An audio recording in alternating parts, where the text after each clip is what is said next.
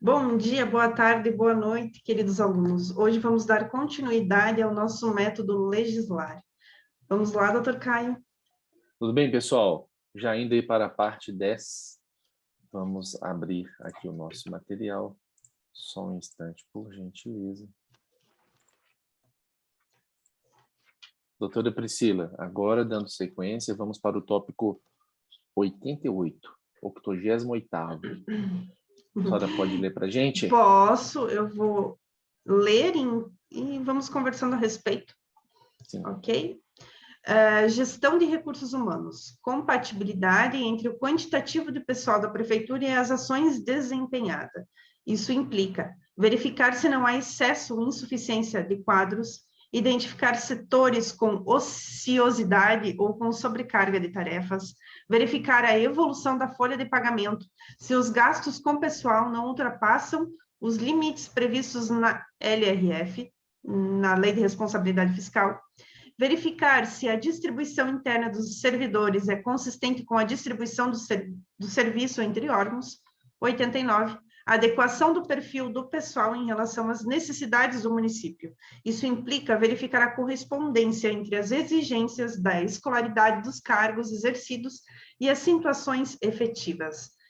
Doutor, eu acho bem interessante essa questão do 88, né, a verificar a evolução da folha de pagamento, né, se os gastos com o pessoal não ultrapassam, principalmente que a gente vive uma época de reajuste de inflação, e muitos servidores não receberam, né, o ano passado, o reajuste da inflação, e agora vão receber, às vezes, cumulativamente. O Tribunal de Contas aqui de Santa Catarina entendeu que é possível, inclusive, dar retroativo, acredita? Foi toda aquela confusão o ano passado, mas esse ano eles entenderam que seria possível. Eu passo a palavra. Doutora, obrigado mesmo pelo comentário. Inclusive, nós devemos lembrar que a prefeitura, assim como a Câmara, elas são necessárias para que a cidade funcione. Mas em muitos lugares do Brasil, os prefeitos, as prefeitas, os presidentes de Câmara, eles usam essas estruturas apenas com o objetivo de continuarem no poder. Então, eles tentam colocar para trabalhar na prefeitura o máximo possível de pessoas. E para eles, para cada pessoa trabalhando, significa uma família a mais que vai votar neles. Isso destrói totalmente os princípios que a nossa República traz, lá no artigo 37, da impessoalidade, da transparência, da publicidade, da eficiência e muitos outros, né, da legalidade, e vários outros princípios, como da finalidade, inclusive.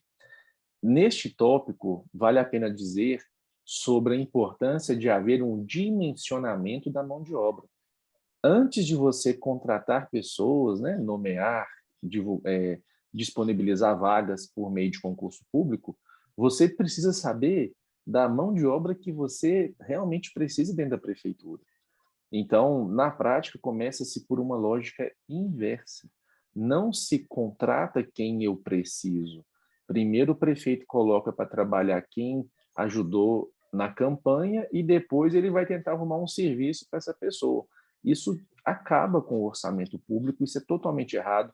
Em muitos estados, infelizmente, essa lógica ainda prevalece. Tem muitos prefeitos que fazem a seguinte conta: quanto que eu ainda posso gastar sem estourar o limite de gasto com o pessoal? Ah, eu posso gastar mais ou menos R$ 300.000.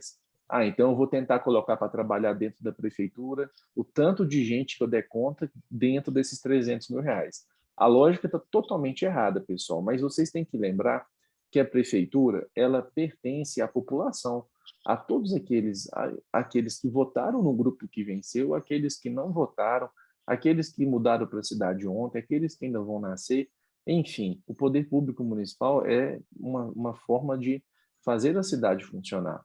Então, é necessário que os parâmetros democráticos eles sejam respeitados.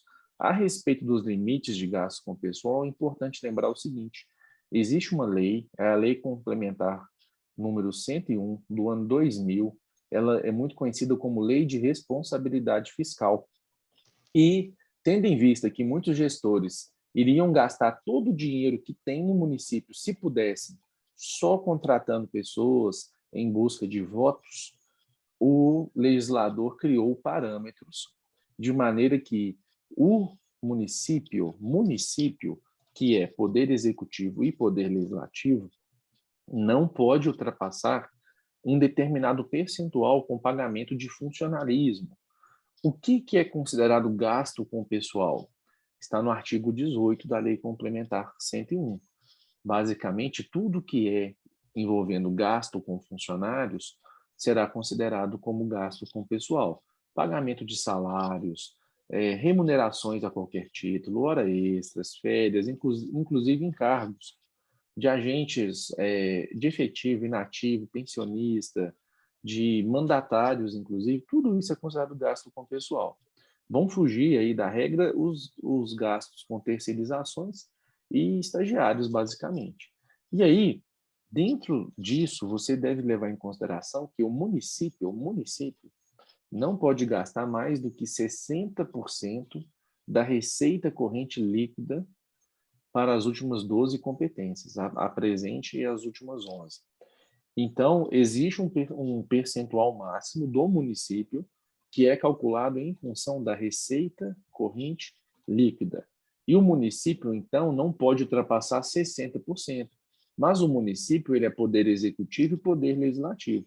O poder executivo não pode ultrapassar 54% da receita corrente líquida e o poder legislativo não pode passar 6% da receita corrente líquida. Lembrando que o poder legislativo também tem que observar outra regra lá da Constituição, que diz que o poder legislativo não pode utilizar mais do que 70% do duodécimo com pagamento pessoal, que acaba que é uma regra ainda mais apertada, vamos dizer assim.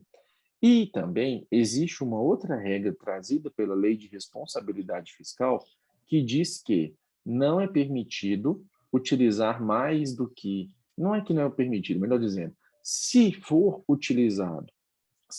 utilizados mais do que 95% do limite, já haverá consequências para o ente da federação, para o poder que tiver ultrapassado. Isso quer dizer que, se a prefeitura ultrapassar os 54% de limite de gasto com o pessoal, ela terá alguns problemas. Ela tem 2 quadrimestres para resolver isso.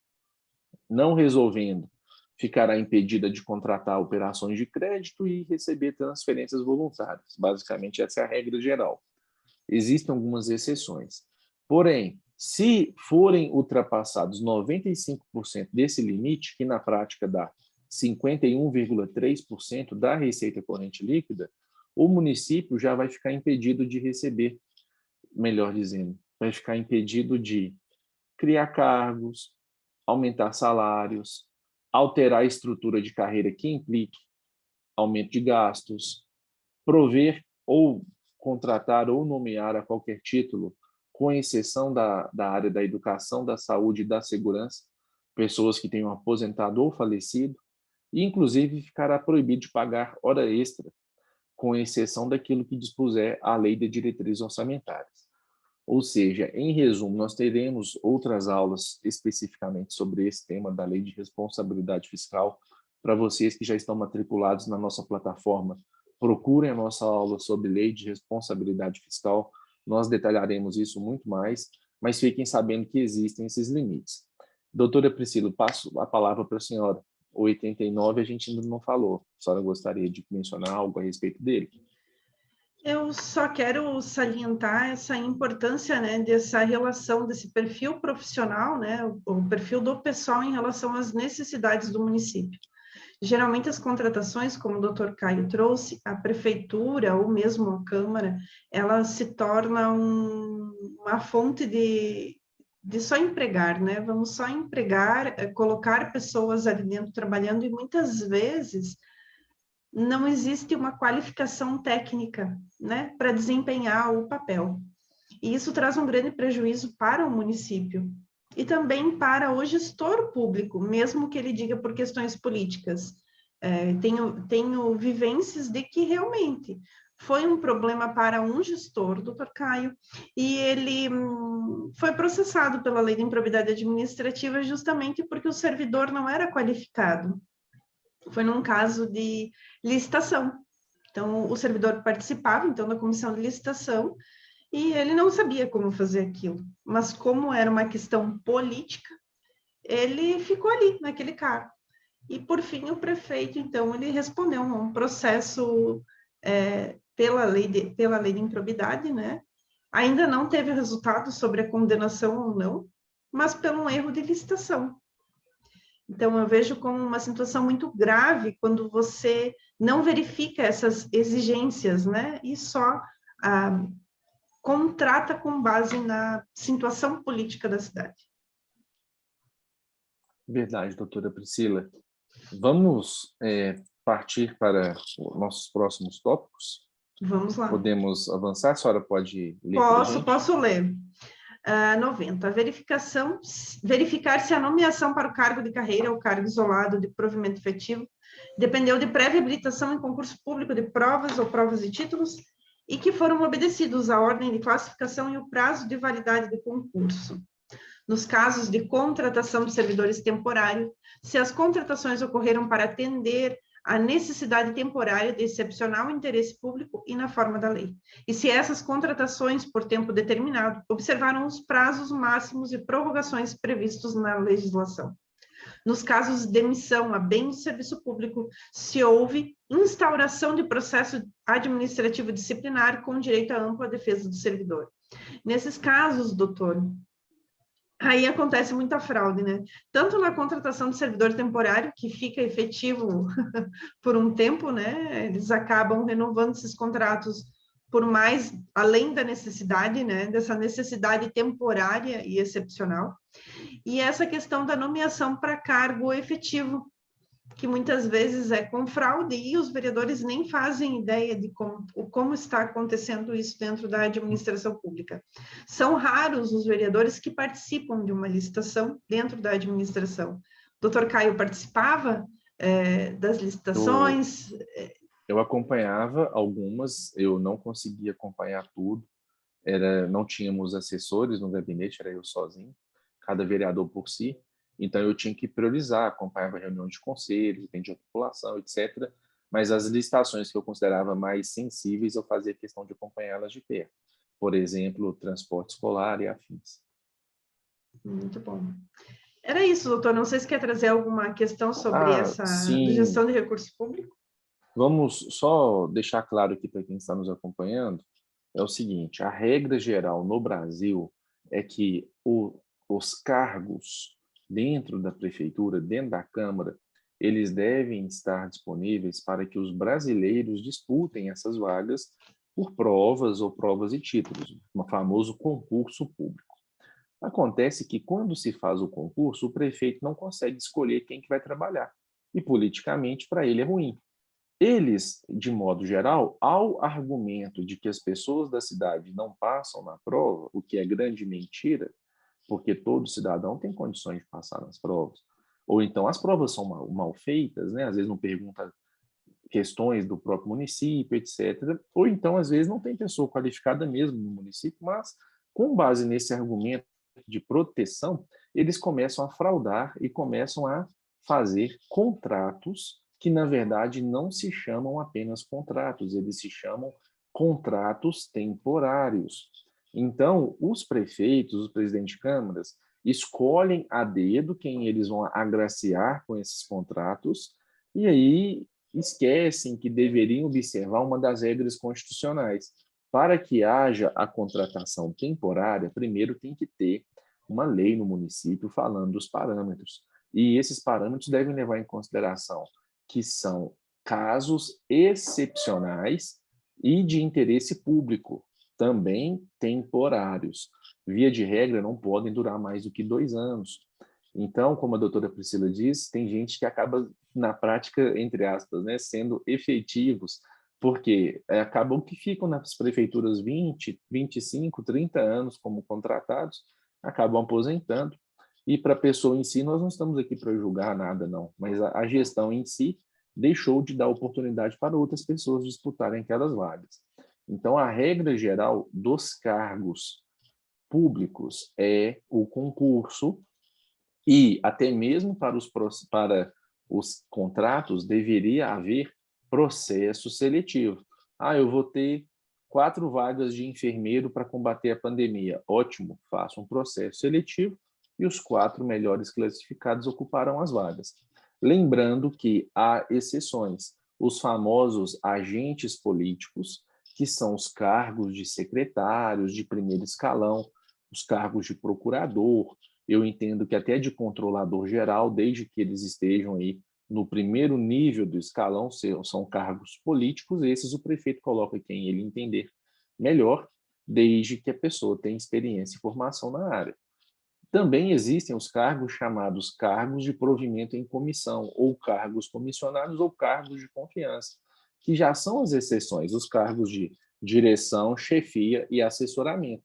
Nesses, o prefeito consegue colocar pessoas que ele escolhe a dedo, nesses cargos de confiança, não podendo colocar parentes com base nas regras contra o nepotismo. Nos cargos de agente político, a esses não se aplica a regra do nepotismo, mas mesmo assim aplicam-se os outros princípios gerais de direito, como, por exemplo, o princípio da finalidade. Então, embora o prefeito possa até colocar um parente dele para ser secretário, essa pessoa tem que ter alguma experiência, alguma formação.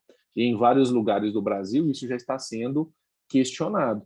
Por acaso, doutora Priscila, aí na sua região, isso já é questionado? Se o prefeito colocar um parente, ainda fica como se não... Aí não, olha que é isso. No Ainda Oeste, não. ainda não. Mas eu já Ainda tive não. notícias. Já tive notícias no Rio de Janeiro mesmo, já aconteceu de um prefeito colocar o filho para ser secretário da Casa Civil, com apenas 19 anos, e aí o Ministério Público interveio e disse o seguinte: olha, não tem como, ele não tem experiência, não tem formação na área, isso aí é só politicagem. E teve que tirar. Então, enfim, é um assunto muito importante, mas lembrem-se, o prefeito não pode dispor dos cargos efetivos como se fossem cargos políticos, da mesma maneira os contratos também não. E vamos lembrar daquele servidor que foi demitido a bem do serviço público. Já vi, doutora Priscila, na prática, servidores que são da oposição serem perseguidos e o pessoal da situação armar situações para tentar viabilizar um processo administrativo disciplinar. Então, nobres alunos, exijam que sempre tenhamos um devido processo legal, com a ampla defesa e o contraditório assegurados ao servidor, ainda que ele esteja errado, que ele seja punido dentro das regras do jogo. Isso é muito importante.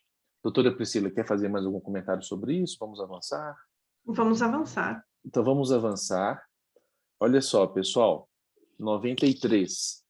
Deixa Posso que eu ler? leio. Fica à vontade, doutora. Eu posso ler?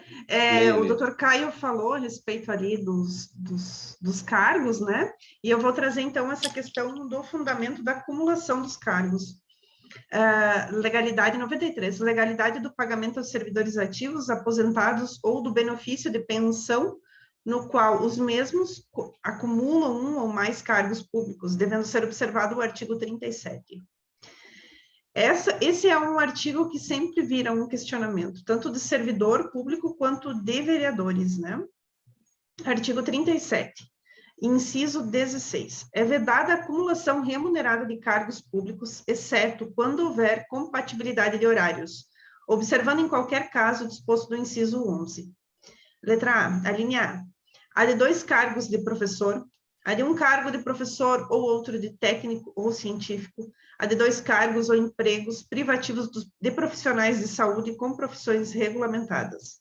A proibição de acumular estende-se a empregos e funções e abrange autarquia, fundação, empresa pública, sociedade de economia mista, suas subsidiárias e sociedades controladas direta ou indiretamente pelo poder público.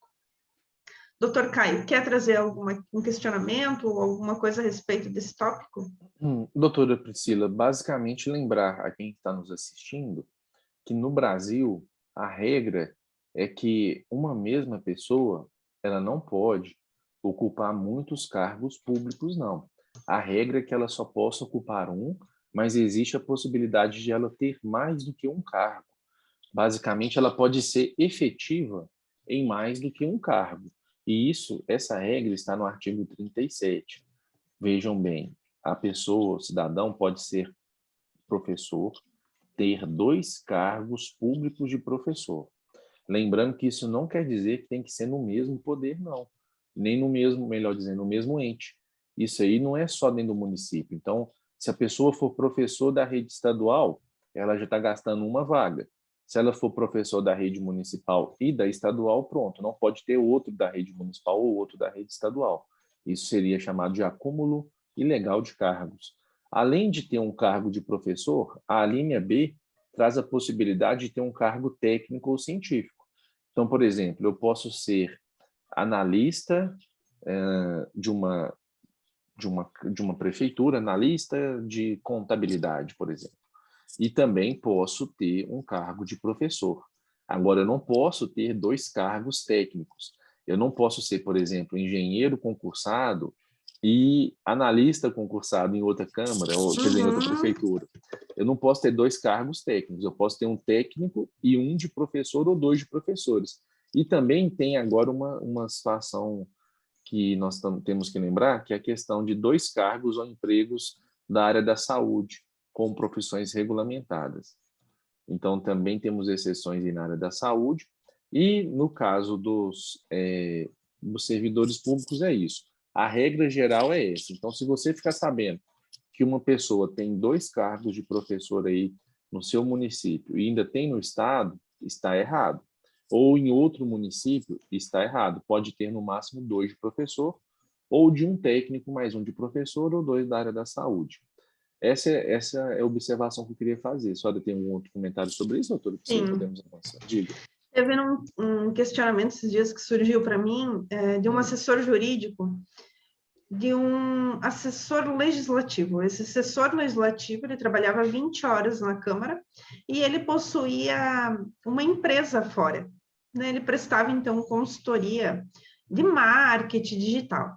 E o questionamento desse assessor é saber se ele poderia, né? Eu entendo que ele pode, até porque não estava acumulando cargos, ele não era exclusivo, né, da Câmara de Vereadores, do órgão público, e ele trabalhava por fora da iniciativa privada. O que eu quero trazer com isso? A dimensão da quantidade de hipóteses que podem aparecer por aqui, nesse artigo, né? São várias hipóteses, são várias situações que podem gerar dúvidas, tanto para os servidores como para os vereadores, né? Então, recordar que a gente não vai exaurir esse tema aqui, né? O doutor Caio trouxe uma explanação a respeito do tema, mas a gente não exaure daqui, porque as hipóteses podem ser infinitas, apesar de ser muito clara e taxativa a questão do artigo. Isso mesmo, doutora. Gente, então, se algum dia vocês precisarem, lembrando que nós estamos falando para os vereadores matriculados no nosso curso de método de fiscalização, nosso mutirão de fiscalização. Então, para que vocês fiscalizem, basta saber que existe uma regra, essa regra está na Constituição, está no artigo 37, no inciso 16. E ele nos diz o que pode, quais são as exceções. Então, espero que tenha ficado claro e a gente já vai avançar aqui. Doutora, vamos encerrar esse bloco aqui, só porque ele ficou um pouco extenso, para a gente poder começar o próximo. Então, pessoal, logo nos vemos no próximo bloco. Um instante, por gentileza.